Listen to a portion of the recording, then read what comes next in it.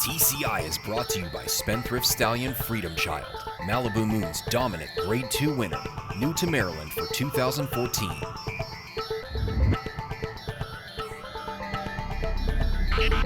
Welcome back to TCI, your inside track to the Triple Crown. Alongside Joel Cunningham, I'm John Siegel. Well, Joel, let's jump right in, man. It's Preakness weekend. We got 10 horses who hope to win this race, but only one of them can go on to win the Triple Crown. That's California Chrome. We'll talk about him in a minute. I want to jump right in and look at this field. You know, because there's only 10 horses, makes it easy for the TCI top 10. Let's start right here at the bottom. You put Rhea Antonia, the filly. You got her in the 10 spot. Tell me why.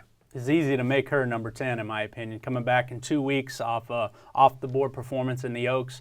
Now you're changing barns, a new atmosphere, going on the road. I mean, clearly this is just an owner's decision here. She doesn't belong in this field, so she gets the 10 spot. All right, and then at number 9, we see Dynamic Impact. Joel, we know this colt. He's the one who won the Illinois Derby by a nose. Might have a nice future, just not right now. All right, then at number 8, we see Pablo Del Monte. This is interesting because this horse could have run in the Derby. Conservative decision. They decided to wait and run in the Preakness. What do you think of his chances? You know, I thought that was bizarre that they were talking about how well he was doing, yet they didn't want to run him in the Derby. I guess they didn't like that 20-hole post, but here's a horse with tactical speed. I don't think he's a speed ball, but what's interesting is he drew outside again of the speed horses here in the Preakness. So he could dictate a lot in what's going to happen with the pace scenario of the Preakness. So he's interesting. All right, and at number 7, we see Tampa Bay Derby winner, Ring Weekend, a horse that could have run in the Derby as well. Unfortunately, he got sick. They had to wait for this race. What do you think of him? Yeah, you know, he and Social Inclusion both had some issues. A foot bruise with Social Inclusion, Ring Weekend obviously getting sick. So now both of them trying to come back here in 2 weeks.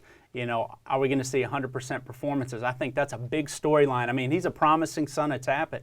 Big, good-looking colt, has that stamina influence on the bottom side, looked good in the Tampa Bay Derby, and you could probably throw out his Calder race, John. I mean, a lot of horses don't handle that track. So he's an interesting contender. The question is he good enough right now for this group? All right, and at number 6, we see our first Derby contender who's coming back into the Preakness as General A-Rod. Yeah. Joel, you didn't think he really had much shot in the Derby after the break. No, he's a horse that likes to be engaged in the race. You know, he's a cruising speed type horse, and he doesn't have a big move. He just powers along and he grinds away in the stretch. That's his game. So him, what was he at the quarter? After the first quarter, he was 16th position, so he had 3 horses beat. Yeah. He's not that type of horse, John. He needs to be engaged in the race, and I think they're going to put him into the race in the Preakness, and we'll see. He's good enough based on his back class that he could definitely be on the board. All right, and at number 5, we have a horse that could definitely be a part of the pace if they want it, and that's Bayern. Joel, this horse, he basically won the Derby trial, but then was DQ'd. They took him down. But this is a horse Bob really wanted to run in the Derby. Tell me, what do you think of his chances here in the Preakness? Yes, he did. And, you know, he may have even, you know, in terms of how he handled the track, Bob didn't think he handled it that well in the Derby trial. But here's the horse that it could be the quickest of any in the race if they wanted to lead. I mean, that one turn, you know, drawn to the rail in the Derby trial, the quickness out of the gate and the speed that he showed all the way around there. My concern with Bayern is he truly a 2-turn classic type horse? He has, you know, kind of a quicker action to him. He strikes me as more of a middle distance type horse. Reminds me of a horse like the Fed Biz that Baffert had a couple years ago. So Bayern's a horse that's very quick though. Again, same thing with Social Inclusion, same thing with Pablo Del Monte. Those 3 can really dictate how this pace is going to be carved out in front of California Chrome. Well, I'll tell you a horse who hopes that those horses are really moving on the front end. That's Ride On Curlin, Joel. This is a horse that's going to be closing, and it looks like he's doing well coming into this race. We see a rider change, and then we see a Bullet Breeze the other day.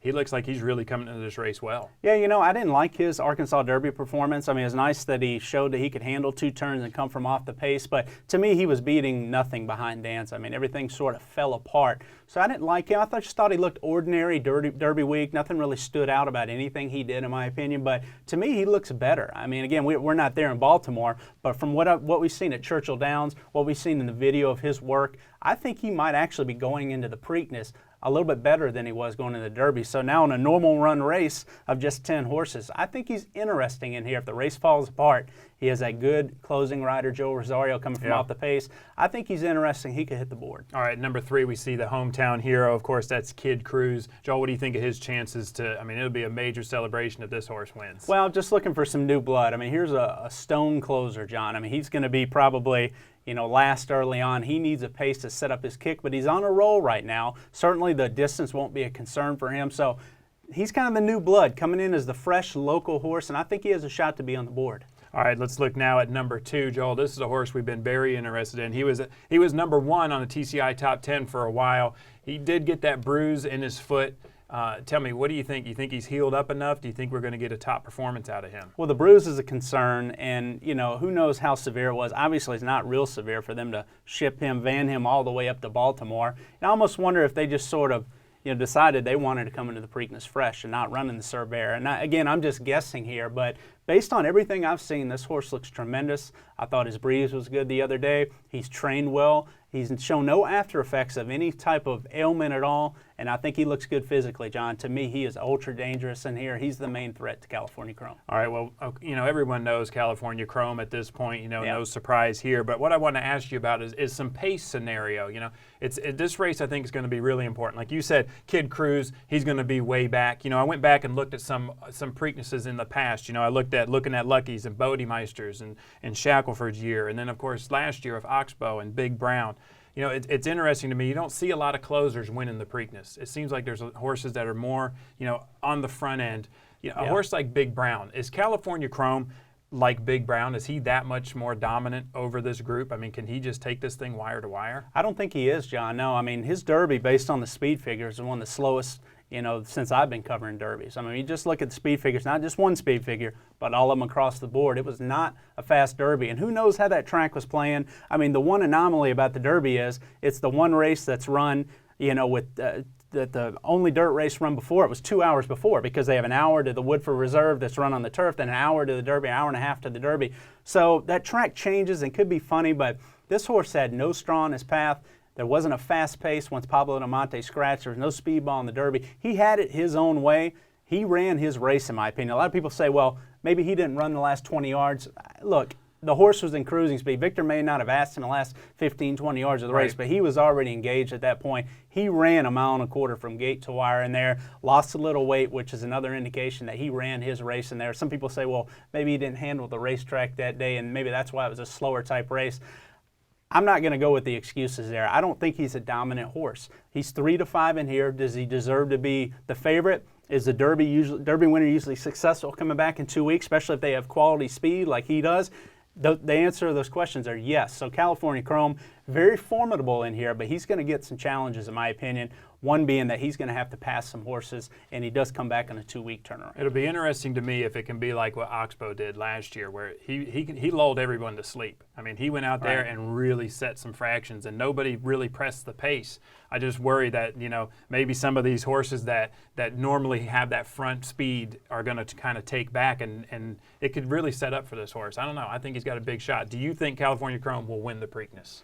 I don't. No, I think he's going to be in your exacta. You can't keep him out of the exacta. Everything I've seen from him looks like he looks good physically coming in the race, but usually the best horse wins the Preakness. I mean, go look at the roster, the last 10, 15 Derby, or Preakness winners, rather. It's the one truly run Triple Crown race because it's not quite as far, and you just have a field of 14, 15 max, as opposed to 20 in the Derby or 1.5 miles in the Belmont. And you see Rachel Alexandra having the ability to win it, and you see all the top horses, even Curlin, Street Sense, 2 closers coming from off the pace over a track at Pimlico to where typically speed holds. But if you have quality speed like California Chrome and you perceive to be that dominant, he's going to be very hard to beat. I think there's one horse that has more speed than him that could be very hard to catch, and that's Social Inclusion. I personally think Bayern, I wouldn't be surprised if Bayern actually tries to stalk in here. I don't think Pablo Diamante is as quick as Social Inclusion either, so it could be a year that you look up and you say, oh, well, there's 3 speed horses in this race. It's going to be a fast pace, faster than the Derby. Social Inclusion, drawn outside of Bayern, I thought was key. If he gets cruising along, it could be like Oxbow. He is very tough to catch, in my opinion, if you cut him loose on this type of racetrack. So you're saying no Triple Crown this year is basically what you're saying. You think Social Inclusion is going to upset California Chrome in the Preakness. If you ask me right now who I thought would win the Belmont Stakes, Toneless or California Chrome, and I could only bet on one, I bet on Toneless, because I don't think California Chrome has any shot of getting 1.5 miles. I do think he's a deserving favorite in the Preakness. He's not 3-5 deserving because he's not Big Brown dominant, in my opinion. I personally will prefer Social Inclusion speed. I think he comes in fresh, and I think he's a good horse. I mean, he's been number 1 in the TCI top 10. We've liked him all along. I like Social Inclusion upset. All right, thank you, Joel. Thank you guys for watching. Make sure you come back next week. We'll recap the Preakness. We'll see if JC's right about California Chrome.